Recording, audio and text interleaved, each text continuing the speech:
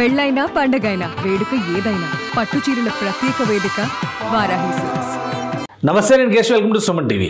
ఆంధ్రప్రదేశ్ ప్రభుత్వం అమరావతి నిర్మాణానికి సంబంధించి చక్క అడుగులు ముందుకు వేస్తుంది. ఎందుకంటే వ్యూహాత్మకంగా గతంలో జరిగినటువంటి తప్పిదాలు మరోసారి జరగకుండా ఉండేటువంటి ఉద్దేశంతో గతంలో ఏదైతే మాస్టర్ ప్లాన్ని గవర్నమెంట్ ఫైనల్ చేసిందో ఆ మాస్టర్ ప్లాన్ అనుగుణంగా ప్రతి చోట కూడా ప్రభుత్వపరమైనటువంటి నిర్మాణాలని చేపట్టేటువంటి ప్రక్రియ పైన ఫోకస్ పెట్టింది. ఈ నేపథ్యంలోనే రాజధాని నగరంలో 9 నగరాలు ఉంటాయనేది అందరికీ తెలిసినటువంటి విషయం. ఆ 9 నగరాలు ఏంటి, అది ఎన్ని ఎకరాల రూపంలో ఒక్కొక్క నగరాన్ని కూడా డివైడ్ చేయాలనేటువంటి విషయంలో ఆంధ్రప్రదేశ్ ప్రభుత్వం గతంలోనే ఒక క్లారిటీ ఇచ్చేసింది. ఇప్పుడు తాజాగా ఎందుకంటే అడ్మినిస్ట్రేషన్కి సంబంధించి పరిపాలనా భవనాలు, అసెంబ్లీ కానీ, సెక్రటేరియట్ కానీ వీటికి సంబంధించినటువంటి పరిపాలనా నగరంలో ఆల్రెడీ నిర్మాణ పరంపరని గతంలోనే ప్రభుత్వం ప్రారంభించింది. అలానే జ్యుడిషియరీ నగరానికి సంబంధించి అక్కడ కోర్టు భవనాల నిర్మాణాన్ని జ్యుడిషియరీ అధికారులు, ముఖ్యంగా జడ్జీల భవన సముదాయాల నిర్మాణాలను కూడా రాష్ట్ర ప్రభుత్వం చేపట్టింది. ఇక హైటెక్ సిటీగా డిసైడ్ చేసినటువంటి ప్రదేశంలో కూడా కొన్ని నిర్మాణాలని, ఐటీ టవర్ని ప్రభుత్వం నిర్మించింది. కొన్ని ప్రాంతాల్లో మాత్రం అసలు నిర్మాణాలు మొదలు కాలేదు, కేవలం అలాట్మెంట్స్ మాత్రమే జరిగినాయి. ఇప్పుడు వాటిపైన ఫోకస్ పెట్టింది ఆంధ్రప్రదేశ్ ప్రభుత్వం. అందులో ముందుగా ఎలక్ట్రానిక్ సిటీ పైన ఆంధ్రప్రదేశ్ ప్రభుత్వం ఫోకస్ చేసింది. అసలు ఈ ఎలక్ట్రానిక్ సిటీ ఏంటి, ఏ స్థాయిలో ఉంటుంది, ఎక్కడ ఉంటుంది, అమరావతి మాస్టర్ ప్లాన్లో దీని చోటు ఎక్కడ, ఈ అంశాలను ఒకసారి విశ్లేషించేటువంటి ప్రయత్నం చేద్దాం. ఆంధ్రప్రదేశ్ ప్రభుత్వం తీసుకొస్తున్నటువంటి అమరావతిలో ఎలక్ట్రానిక్ సిటీకి సంబంధించినటువంటి ప్లేస్ ఇది. అసలు మొత్తం నవనగరాలకు సంబంధించినటువంటి అంశాన్ని క్లారిటీ తీసుకున్నాక మనం మిగతా అంశాలను పరిశీలించేటువంటి ప్రయత్నం చేద్దాం. రాజధాని నగరంలో 9 నగరాలు అభివృద్ధి చేయాలనేటువంటి ప్రణాళికని ఏపీ సర్కార్ గతంలోనే పొందుపరిచింది. అందులో భాగంగానే ఈ సిటీలకు సంబంధించినటువంటి ప్రణాళికని దృష్టిలో పెట్టుకుంది. ఇప్పుడు వాటిని స్పీడప్ చేసేటువంటి పనిలో ఉంది. ముఖ్యంగా న్యాయ నగరం పేరిట ఇక్కడ ఒక పేరు మనం చూస్తున్నాము. న్యాయ నగరానికి సంబంధించినటువంటి అలాట్మెంట్లో ఆల్రెడీ అక్కడ ఏపీ హైకోర్టు బిల్డింగ్ పనిచేస్తుంది. జడ్జీల భవనాలకు సంబంధించినటువంటి నిర్మాణాలు జరుగుతుంది. పర్మనెంట్ హైకోర్టు బిల్డింగ్ నిర్మాణం కూడా ఈ పరిధిలోనే జరుగుతుంది. అలానే ప్రభుత్వ పరిపాలన నగరం అంటే అడ్మినిస్ట్రేటివ్ ఏరియా, ఇది మొత్తం సీడ్ క్యాపిటల్కి సంబంధించినటువంటి నమూనా. సీడ్ క్యాపిటల్లోనే ఈ 9 నగరాలకు 9 నగరాలు అంటే 9 ఏరియాలుగా డివైడ్ చేస్తూ ఉన్నటువంటి స్థలాన్ని ఎకరాల చొప్పున భావిస్తూ ఆయా నగరాలకి కేటాయించింది. సో ఇక్కడ పరిపాలనా భవనాలకు సంబంధించి నిర్మాణాలు జరుగుతున్నాయి. అలానే ఆరోగ్య నగరం పరిధిలోనే ఆల్రెడీ ఎయిమ్స్కి సంబంధించినటువంటి దానికి సమీపంలోనే ఎయిమ్స్కి సంబంధించినటువంటి నిర్మాణం పూర్తయింది. అక్కడ పనులు జరుగుతున్నాయి. అలానే మిగతా స్ట్రక్చర్స్ కూడా తీసుకొచ్చేటువంటి ప్రయత్నం చేస్తుంది. ఇక నాలెడ్జ్ సిటీ ఒకటి, ఎలక్ట్రానిక్ సిటీ ఒకటి, మీడియా సిటీ ఒకటి, క్రీడల నగరం, ఆర్థిక నగరం, పర్యాటక నగరం, ఇవి మిగిలినటువంటి నగరాలు. వీటికి సంబంధించి మొదటి దఫాగా ఇప్పుడు ఎలక్ట్రానిక్ సిటీలో ఏమేమి నిర్మాణాలు అంటే గతంలో ఏమేమి డిస్కస్ చేశారు, పెండింగ్లో ఏమేమి ఉన్నాయి, వాటికి సంబంధించినటువంటి ఫోకస్ని ఇప్పుడు ఆంధ్రప్రదేశ్ ప్రభుత్వం డిసైడ్ చేసింది. ఈ ఎలక్ట్రానిక్ సిటీకి సంబంధించినటువంటి నిర్మాణాల కోసం 6582 ఎకరాలని ఏపీ గవర్నమెంట్ కేటాయించింది.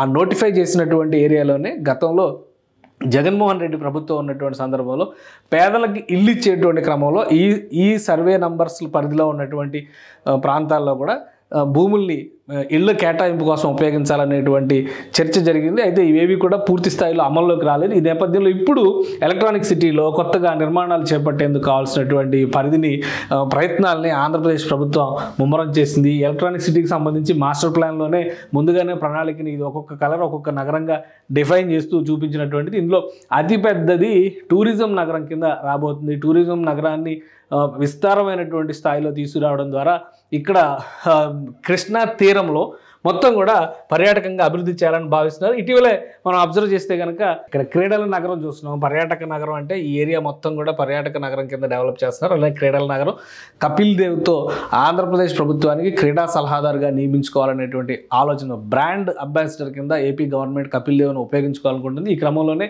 ఈ పరిసర ప్రాంతాల్లోనే గోల్ఫ్ కోర్స్ కానీ, అలానే ఇంటర్నేషనల్ స్టాండర్డ్స్ ఉన్నటువంటి స్పోర్టింగ్ ఇన్ఫ్రాస్ట్రక్చర్ని డెవలప్ చేయాలనేటువంటి ప్రయత్నాలు ఆంధ్రప్రదేశ్ ప్రభుత్వం చేస్తుంది. అలానే ఈ కోసం ఉన్నటువంటి ఎలక్ట్రానిక్ సిటీలో ఇప్పుడు మాస్టర్ ప్లాన్ పరంగా చూస్తే కనుక ఇది మంగళగిరికి అతి సమీపంలో వచ్చేటువంటి ప్రదేశం అవుతుంది.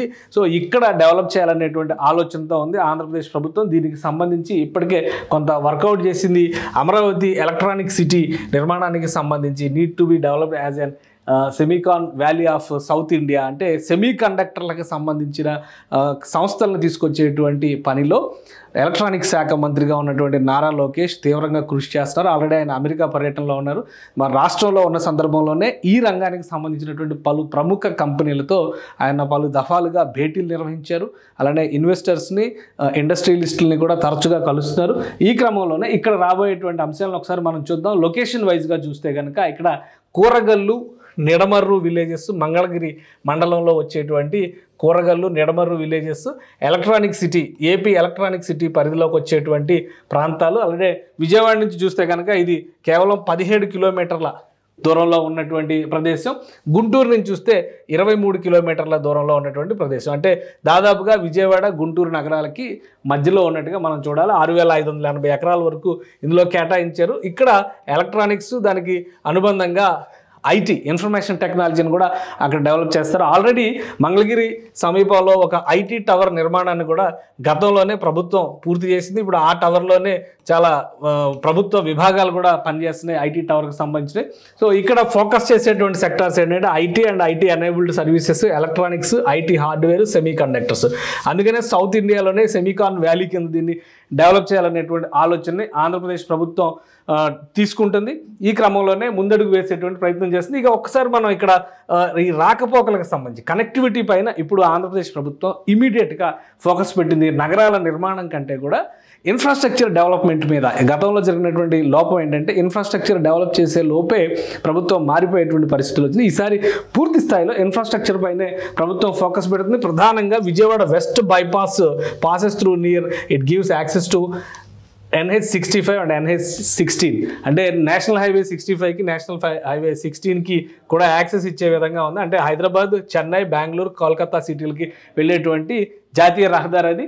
దాన్ని దృష్టిలో పెట్టుకునే ఇక్కడ పనుల్ని వేగవంతం చేస్తే కనుక కలిసి వచ్చేటువంటి అవకాశం ఉంటుంది. అలానే అమరావతి క్యాపిటల్ ఏరియాకి సంబంధించి ఇక్కడ E13, E14, E15, E16 ఈ రహదారి వ్యవస్థని ఈ ప్రదేశంలోనే నిర్మిస్తున్నారు. ఇక రైలు రాకపోకలకు సంబంధించి చూస్తే కనుక Mangalagiri railway station, Vijayawada railway station, Guntur railway station ఇవన్నీ కూడా సరౌండింగ్లోనే ఉంటాయి. కొత్తగా హాయ్లాండ్ అనేటువంటి ఒక ప్రదేశం ఉంది, అగ్రిగోల్డ్కి సంబంధించినటువంటి రిసార్ట్ అది. ఆ పరిసర ప్రాంతాల్లో కొత్తగా ఒక రైల్వే స్టేషన్ని అక్కడ డెవలప్ చేయాలనేటువంటి ప్రతిపాదన కూడా గతంలో ప్రభుత్వం చేసింది. కాబట్టి ఇక్కడ ఇంకోటి ఎయిర్పోర్ట్ కూడా గన్నవరం ఎయిర్పోర్ట్కి దగ్గరగా వచ్చేటువంటి 17 కిలోమీటర్లు విజయవాడ కాబట్టి విజయవాడ సిటీకి గన్నవరం ఎయిర్పోర్ట్ దగ్గరలో ఉంటుంది. కాబట్టి ఈ ప్రదేశాన్ని ఒక అనువైన ప్రదేశంగా డిసైడ్ చేశారు. ఇక్కడ ఇప్పుడు తక్షణం ఆంధ్రప్రదేశ్ ప్రభుత్వం వీలైనంత వేగంగా వనరులు కల్పించేటువంటి ప్రయత్నం చేస్తుంది. ఇది ఒకసారి మనం ఈ మ్యాప్ చూస్తే కనుక మంగళగిరికి సంబంధించి, మంగళగిరి పట్టణానికి సంబంధించి ఈ ఎలక్ట్రానిక్ సిటీ వచ్చేటువంటి ప్రదేశం ఇది. ఈ ప్రదేశంలోనే ఇప్పుడు సెలెక్ట్ చేసినటువంటి 6580 ఎకరాల భూమి కూడా ఇక్కడే ఉంటుంది. ఈ ఎల్లో లైన్ కనుక మనం చూస్తే ఇది మొత్తం విజయవాడ వెస్ట్ బైపాస్. ఈ మధ్య కాలంలో అంటే గత 5 ఏళ్లలో ఆంధ్రప్రదేశ్ ప్రభుత్వం ముందుగా ఇన్నర్ రింగ్ రోడ్డుని డెవలప్ చేయాలనేటువంటి ఆలోచన చేసింది. అయితే అనుకోకుండా 5 ఏళ్లలో ప్రభుత్వం మారిన తర్వాత, గత ప్రభుత్వ ప్రాధాన్యాలు మారినటువంటి నేపథ్యంలో కేంద్ర ప్రభుత్వం స్ట్రాటజిక్ రోడ్స్ డెవలప్మెంట్లో భాగంగా విజయవాడ నగరానికి వెస్ట్ బైపాస్ నిర్మించింది. అంటే పశ్చిమ భాగంలో హైదరాబాద్ నుంచి వెళ్ళేటువంటి వాహనాలు విజయవాడ నగరంలోకి వెళ్లకుండా అటు ఏలూరు వైపు వెళ్ళాలంటే ఈ బైపాస్ నుంచి లెఫ్ట్ సైడ్కి వెళ్ళిపోవాలి, గుంటూరు వైపు వెళ్ళాలంటే రైట్ సైడ్కి వెళ్ళిపోవాలి. ఆ దిశగా ఈ బైపాస్ రోడ్డు నిర్మాణం జరిగింది. ఈ బైపాస్ రోడ్డు నిర్మాణం జరిగిపోయింది కాబట్టి ఇప్పుడు దాన్ని తప్పించలేం. కాబట్టి ఈ బైపాస్ రోడ్డుని దృష్టిలో ఉంచుకొని ప్రణాళికల్లో కూడా కొన్ని మార్పులు చేయాలని ఏపీ గవర్నమెంట్ ఆలోచిస్తుంది. ఇక్కడ నుంచి నేరుగా గన్నవరం ఎయిర్పోర్ట్కి వెళ్ళిపోవడానికి అవకాశం ఉందన్నమాట. ఈ విజయవాడ హైదరాబాద్ నుంచి వచ్చేటువంటి రహదారి అయితే ఇక్కడ కనెక్ట్ అవుతుంది. సో ఈ వెస్ట్ బైపాస్ ఎలక్ట్రానిక్ సిటీని ఆనుకుని నేషనల్ హైవేకి కనెక్ట్ అవుతుంది. ఈ దిశగా నేషనల్ హైవే వస్తుంది. ఇటు నుంచి చెన్నై నుంచి వస్తుంది, ఇటు వెళ్తేనే కలకత్తాకి వెళ్ళేటువంటి రహదారి అవుతుంది. కాబట్టి ఇక్కడ రాకపోకలకు సంబంధించి అనువైనటువంటి మార్గం ఉంది.